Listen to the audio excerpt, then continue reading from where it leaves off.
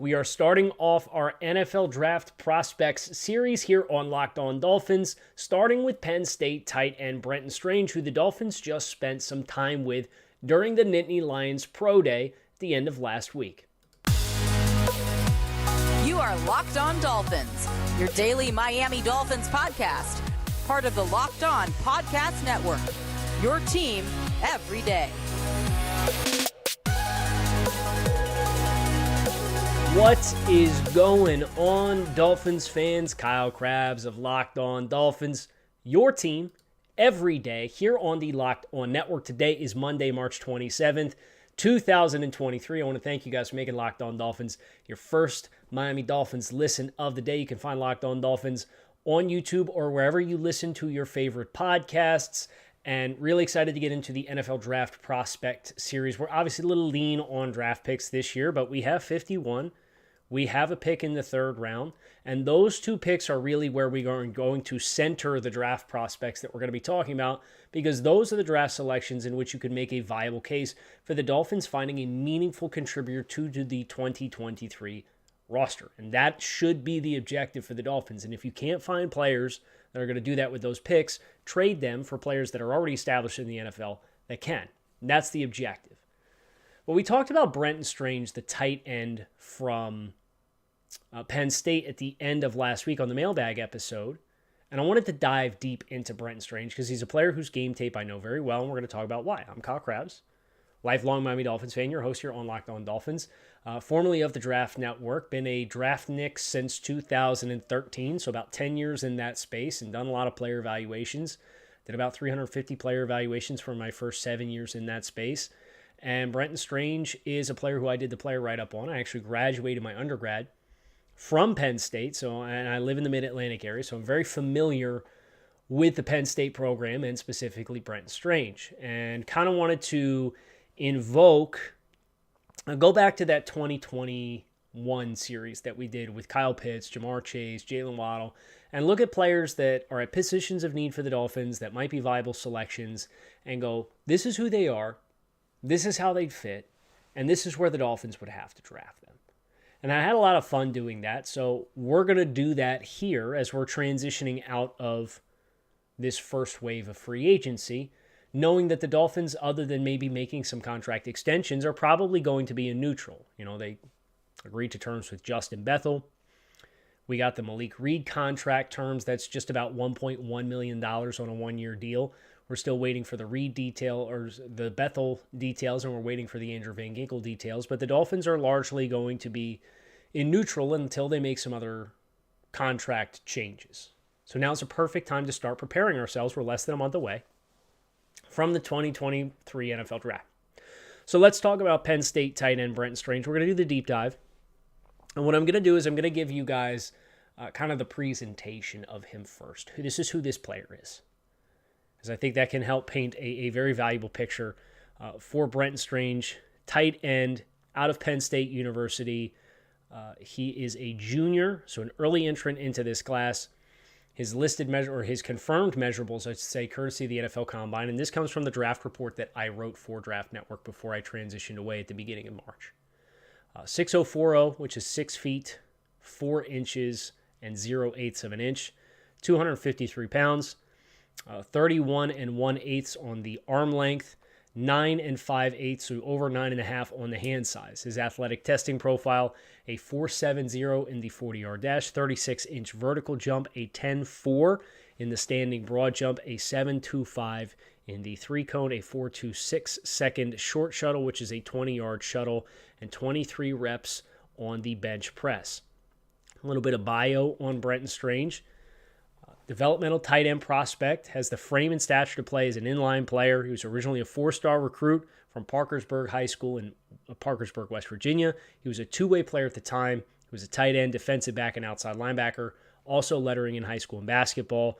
Not a big surprise. You see a lot of tight ends that go on to have success in the NFL. They have that basketball athletic background. Strange did that at the high school level. He was third-team All-State in basketball as a junior and named the football team's MVP for his final 2 seasons before committing to Penn State. He redshirted his true freshman season there after playing in 2 games and he set career highs in every receiving category in Happy Valley, earning third-team All-Big Ten honors in 2022 in the process. So just some context, just threw a lot of numbers at you, a lot of statistics at you. Brenton Strange, that athletic profile that we mentioned, I want to contextualize some of those numbers. That 253 pounds is 52nd percentile. His 10-yard split, we didn't mention that. The 4.7 is 66th percentile of NFL tight ends going back to like 2000 to come through the NFL Combine. So that's in the upper third of 40-yard dash times for tight ends. So it's good. It's good. But where you really see it is some of the other more initial explosive measures that you can take. The 10-yard split, the first 10 yards of the 40-yard dash, the start. 1.57 seconds was the 91st percentile of tight ends. Top 10% of tight ends since 2000. His vertical jump of 36 was 82nd percentile. So top 20%. That standing broad jump of 10 feet 4 was 92nd percentile since 2001 amongst tight ends. So also top 10% test. The agilities, they were below average, but the initial explosiveness is quite apparent there.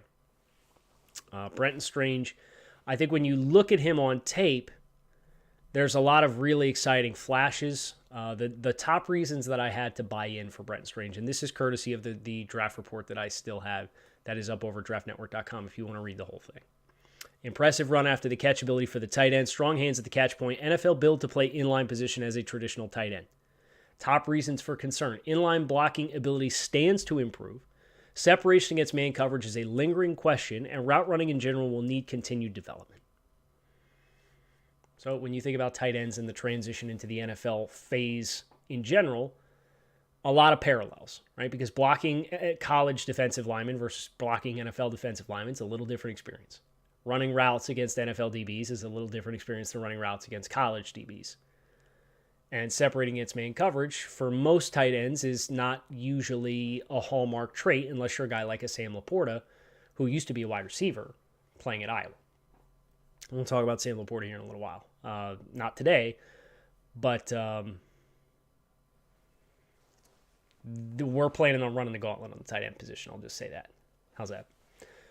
So before we talk about where he fits and we really dive into kind of the observations that I saw as far as his traits on the field, I want to make sure we take a little bit of time today. Talk about our friends over at FanDuel. The March Madness is full force right now. We have the Final Four on the men's side. We're close to the Final Four on the women's side. Tournament is heating up. There's no better place to get on the action than at FanDuel, America's #1 sportsbook. And that's because right now, FanDuel is giving customers a no-sweat first bet up to $1,000. It's up to $1,000 back in bonus bets if your first bet does not win. So go to FanDuel.com/lockedon and sign up today to claim your no-sweat first bet. And then you can wager on everything from money line, point scores, three drains, everything in between, you name it, all on an app that is safe, secure, and super easy to use.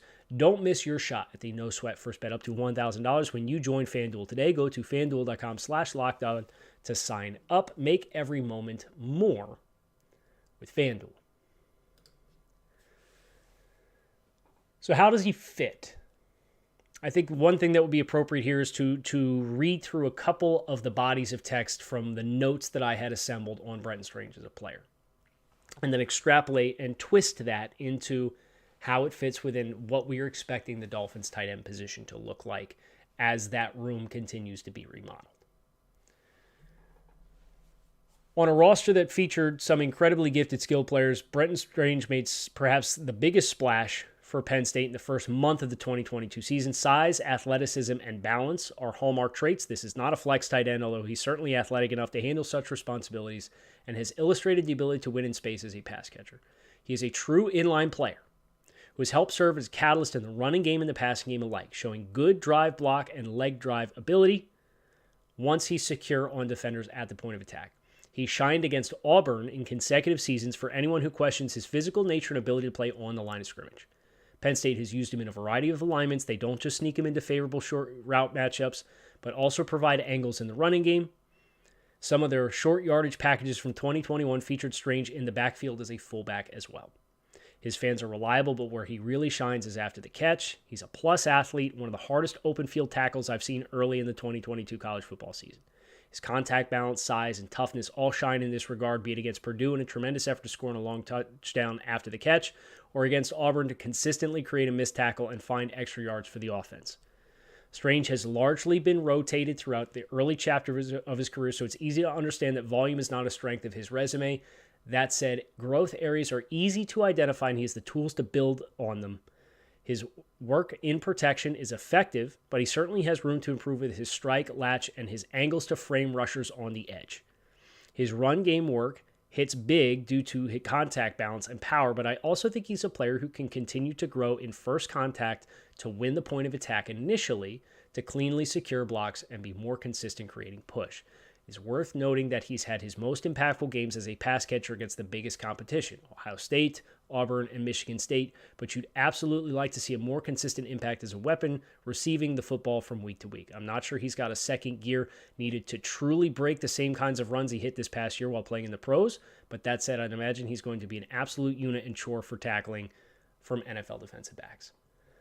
So we were asked on Power to the Pod at the end of the week, the beginning of the weekend, what should the tight end play look like? And I answered that question without actually going back and reading that body of text that is from my draft report that is still up on draftnetwork.com. And there's more to it there if you do want to go and read the entire thing. I would encourage you guys to do that. But I couldn't help but chuckle when I reflected on what my answer was and see that there's already some evident overlaps with what I had written down from Brenton Strange when I did his write-up in November. He was one of the ones I got to early. I had watched him at the beginning of the season because he made some big receiving production, and then I finalized his film report about the third week in November, I believe. So as I look at this player, he has the ability to move around in different points and alignments. And I think that's really critical for how he would fit with the Dolphins, because when you consider Mike McDaniel, core principles, how many different ways can you get into them? And Alec Ingold was so valuable for the Dolphins because he can line up at an H-back, he can line up in the backfield, he can line up at split back and shotgun, and he did all of those things. And he ran routes out of the backfield, he lead blocked out of the backfield, he carried the ball out of the backfield. To have a player at the tight end position who you can line up in line, in the backfield, and at H-back. If you have two of those players, and they have the interchangeability to line up at different spots, the headaches that is going to create for the box defenders to be able to get up to the line of scrimmage and take the inventory, and then on top of that, the Dolphins with 10 and 17, with all the different places that they can line up, there's a lot of pre-snap inventory that has to be taken. Because if it's Ingold versus a player like a Brenton Strange, you would suddenly find yourself having to prepare for different expected routes that are run. But the versatility challenge comes when what happens when Alec Ingold runs the route that Brenton Strange is expected to run out of the same concept, but you aren't looking for that. You're looking for something else because you see it's the other player. So you can play a lot of head games with NFL defenders. A lot of NFL defenders, it's about, okay, I want to process as much information on the formation, the down and distance, the game situation, all before the snap. I want to be as prepared at the snap as I possibly can be. The more hurdles that you introduce to those NFL defenders to seeing the offense come out of the snap, out of the huddle, lined up on the football, and from the time that they break the huddle to the time that they snap the ball, the more barriers and blockades that you can introduce into how much information they can effectively sort through is going to make you a harder and harder NFL team to defend. And that is what a player who is capable of lining up at H-back, lining up in the backfield, lining up in the slot, and lining up at tight end can do. Now, that only works if you're effective in those phases, right? I can take any player and put him at tight end, and then take him and put him at split end, and then take him and put him in the backfield, and then take him and put him at fullback. But can you actually do those things functionally and feasibly well? And I think Brenton Strange is a player who can. He's a player who the body mass. Penn State's strength and conditioning program is outstanding. They have put plus athletes into the NFL consistently, annually, for about the last decade now. Whether it's the defensive backs or it's Saquon Barkley or it's a guy like Brenton Strange, who maybe isn't the universal, like the Mike Gesicki maxed out spider chart for athletic testing. There has been consistently good athletes that Penn State recruits athletes. And perhaps that's a good place to take this, is what will be the biggest difference between a Brenton Strange and a Mike Gesicki, another Penn State tight end. And I'm sitting here talking about the percentiles for his explosiveness numbers. And Mike Gesicki had all those too. Brenton is looser, if that makes sense. And not that, like, Mike tested well with the agilities and stuff. Like, everything was just about maxed out for him, like, in a combine setting. But when you watched Mike in pads, Mike was like 6'6". Brenton Strange is like 6'0", 4'0", 6'0", 3'6". 6'3 3/4", 6'4" on the dot. Lower center of gravity, lower hips. It shows. It certainly shows. I think Mike was much more of a linear threat and weapon. And when you had to charge him to play with leverage, to play through contact, he couldn't consistently because he's high, right? It's just a high build. He's a high, long build. Brenton's a little bit more condensed. He's a little bit thicker. And he's a little looser because his center of gravity is lower. So he can absorb contact or he can change direction much better. I think that's probably the word that I would describe the biggest split between the two is leverage. And I think that's big for the Dolphins because if you're going to win at the point of attack and you're going to win as a blocker in the NFL, you need to have leverage. You need to be able to get under the pads of defenders and have leverage so that you can deliver a blow to offset momentum and successfully stave off the upfield push of defensive players. He has the building blocks to do it. He's got a lot of mass below the waist. He's built like an NFL tight end. He's not built like a tall, long, big wide receiver. And you see it. You see the push. There's an urgency in which he plays the game when he gets his hands latched on defensive players. They really are capable of moving the point of attack. Now, why is he not universally accepted as a top tight end prospect? You know, I certainly think there's a stratosphere of Michael Mayer and Luke Musgrave, Mayer from Notre Dame, Musgrave from Oregon State, Dalton Kincaid from Utah. Musgrave is more prototypical build, and he's a better athlete. He's a more dynamic player. The other players, Mayer, Kincaid, I'd include Laporta in this. They're players that have had much more production than him. And the tight end position in the NFL, especially in an offense like Penn State's where the quarterback play is not good, it can be hard sometimes to contextualize what you're seeing because there's a lot that happens away from the ball that cues you in on whether or not this is a good player. And the quarterback play in Penn State, just like with Iowa with Laporta, but Iowa has no wide receivers. So Laporta is like the only option in the passing game. Well, Penn State the last couple of years has had a number of like big time dudes. Like you just had Jahan Dotson that came out.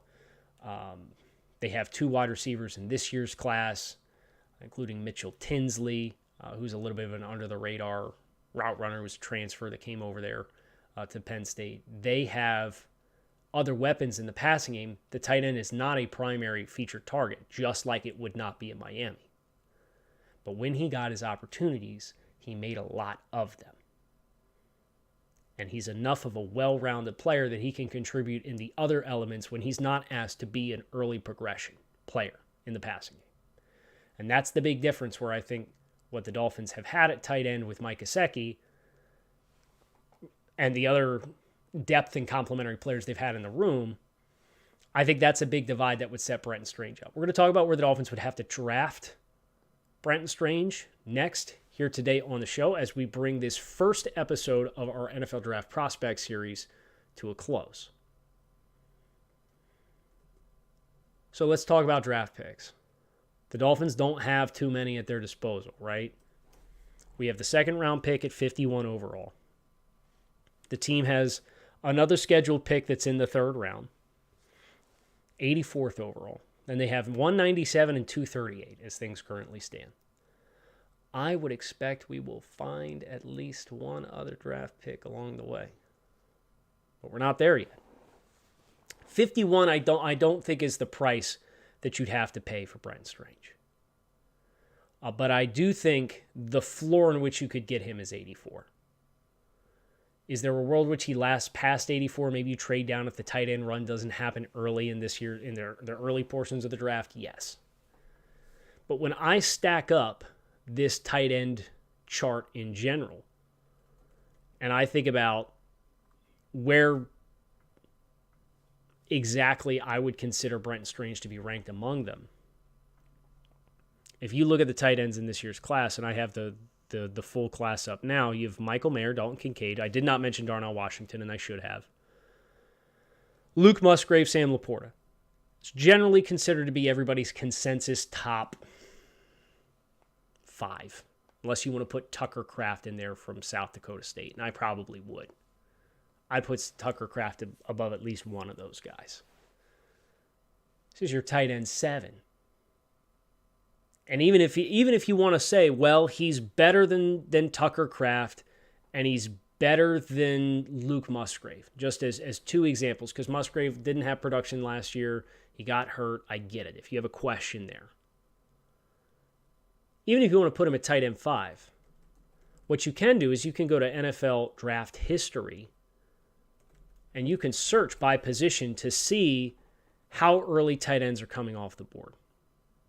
And I love doing this because it really puts historical context on what assumptions you're making based on mock drafts and player rankings and so on and so forth. But for example, the 5th tight end in last year's draft went 106 overall.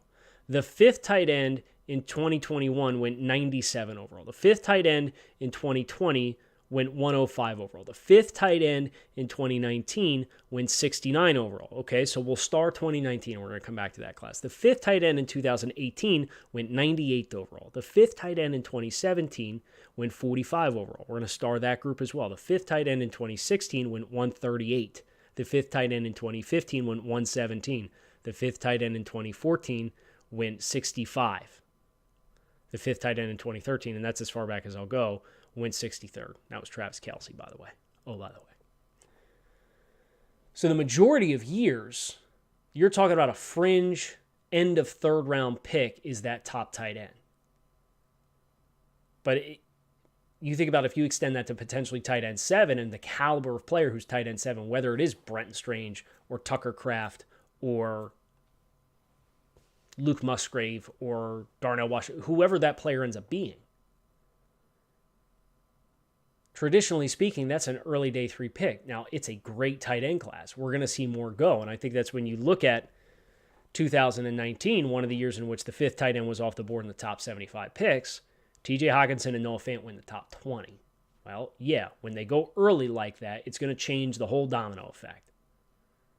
Then you have Irv Smith win at 50 overall. Drew Sample win at 52. Josh Oliver was the 5th tight end. He went at 69. And then you had Jay Sternberger at 75, Kyle Waring at 86, and then Dawson Knox at 96. You had 8 tight ends go in the top 100. That's the kind of class that you can have. Now, Hockenson, Fant, Oliver just got paid $7 million per. Dawson Knox got a big contract. There's some good players in there. There's some grenades, too. We're going to be honest. You don't think the Bengals might not want to have as their tight end right now is Devin Asai and 2 guys who are Tanner Hudson and some guy I've never heard of are the only 3 tight ends on their roster. You don't think they might not want a gimme back with drafting Drew Sample? Kyle Waring with the Texans.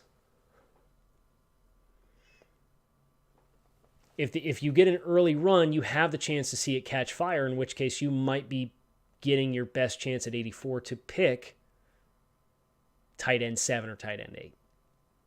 But the vast majority of years, you should be getting a top 5 tight end in the class that early on.